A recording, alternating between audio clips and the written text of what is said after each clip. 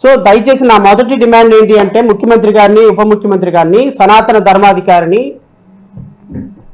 ఓ సనాతన ధర్మాధికారి, మీరు తిరుమల వెంకటేశ్వర స్వామి పవిత్రతకి ఎవరు ఇబ్బంది కలిగించినా వాళ్ళు నాశనం అయిపోతారని మీరు ఏదైతే చెప్పారో అదే విధంగా అపవిత్రం జరుగుతున్నా చూస్తూ మెదలకుండా కూర్చున్న వాళ్ళు కూడా నాశనం అయిపోతారు. ఆ నాశనం అయిపోయే అవకాశం ఉన్న పరిస్థితుల్లో దయచేసి దీని మీద మీరు స్పష్టమైనటువంటి ప్రకటన చేయండి రాష్ట్ర ప్రభుత్వం సాక్షిగా అని నేను మిమ్మల్ని అడగదలుచుకున్నా.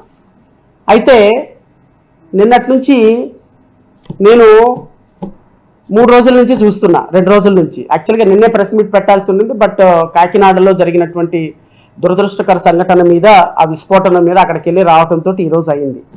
నేను 2 రోజుల నుంచి చూస్తున్నా. మా మిత్రుడు మూర్తి గారు, ఇంకొక మిత్రులు సాంబశివరావు గారు ఏమైనా డిబేట్ పెడతారేమో దీని మీద అని. ఎందుకంటే నేను కూడా చాలా కీన్గా అబ్జర్వ్ చేస్తాను, దీని మీద డిబేట్ పెడితే ఏం స్టాండ్ తీసుకుంటారు అని. ఎందుకు అంటే పాపం దుర్మార్గంగా పరిస్థితి ఏంటి అంటే డిబేట్ పెట్టేవాళ్ళే. ఫస్ట్ ఏమో మూర్తి గారు, సాంబశివరావు గారు, వీరి అధినేత బిఆర్కే నాయుడు గారు ఇది ఏఐ టెక్నాలజీ ఫేక్ వీడియోస్ అనేటువంటి ఒక స్టాండ్ తీసుకున్నారు. పాపం దాని మీదే నిలబడి ఉన్నట్టు ఇబ్బంది ఏమి ఉండేది కాదు. దాన్ని పక్కన పడేసి ఆవేశంలో సోషల్ మీడియాలో పోస్టులు చూసి ఆవేశంలో పుసిక్కుమని బిఆర్ నాయుడు గారు మీడియా సమావేశం పెట్టి దాంట్లో అక్కడక్కడ మాత్రమే ఎడిటింగ్ జరిగింది, దాంట్లో అయినా వల్గారిటీ ఏముంది అన్నారు. అర్థం కాల మూర్తి గారికి, సాంబశివరావు గారికి.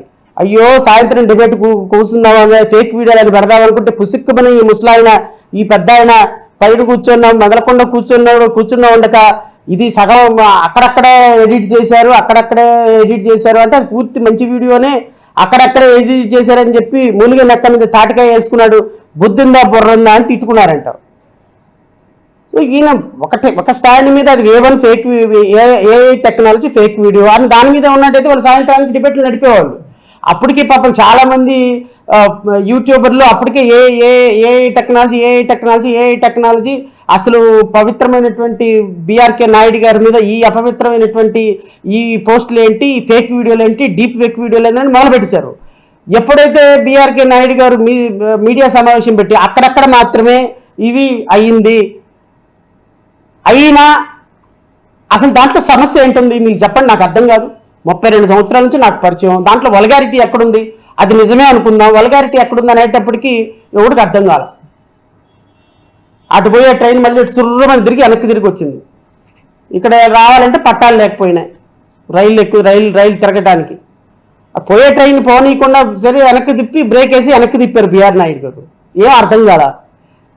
ఏం పెడతారు మీడియా అని సమావేశాన్ని చూసా. ఇరాక్ యుద్ధం నుంచి 2 రోజుల నుంచి కొట్టేస్తున్నారు TV5 వాళ్ళు. ఇరాక్ యుద్ధం అంట.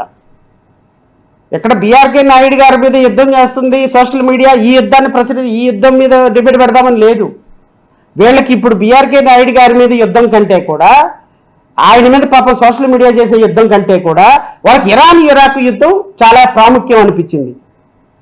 ఇరాక్ యుద్ధం మీద సాంబశివరావు గారు, మూర్తి గారు విపరీతమైనటువంటి డిబేట్లు పెట్టేసేసి అసలు భారతదేశానికి సంబంధం లేకపోయినా అసలు ప్రపంచం గురించి వాళ్ళు పడుతున్నటువంటి బాధ, ప్రపంచం గురించి వాళ్ళు చేస్తున్నటువంటి యాగి అంతా యాగి కాదు. నేను 2-3 మీడియా సోదరులకు కూడా అంటే ఒకసారి వీడియో వేసి చూపించాలనిపించింది నాకు.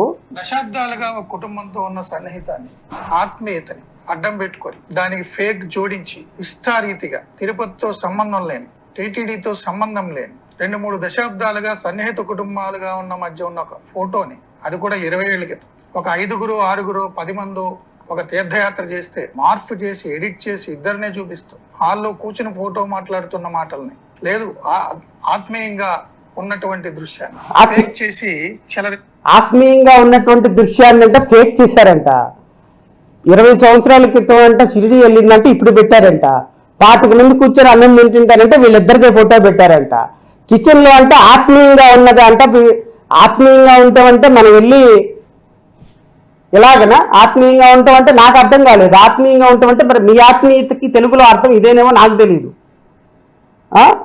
అంటే అసలు ఈ ప్రపంచంలోనే నీతికి నిజాయితీకి పేటెంట్ రైట్గా ఉన్నటువంటి మా మూర్తి గారి యొక్క ముఖం చూడండి, వారం రోజుల నుంచి లంకనాలు చేసిన వాళ్ళలాగా, వారం రోజుల నుంచి లంకనాలు చేసి అప్పుడే హాస్పిటల్ నుంచి డిశ్చార్జ్ అయ్యి 4 రోజుల నుంచి జ్వరం వచ్చినట్టు ఎలా అయితే ఉంటుందో ఫేసు, మామూలుగా వేరే వేరే దాని మీద డిబేట్లు పెట్టమంటే మాత్రం ముఖం అంతా వెలిగిపోతుంది, మామూలుగా వెలిగిపోదు.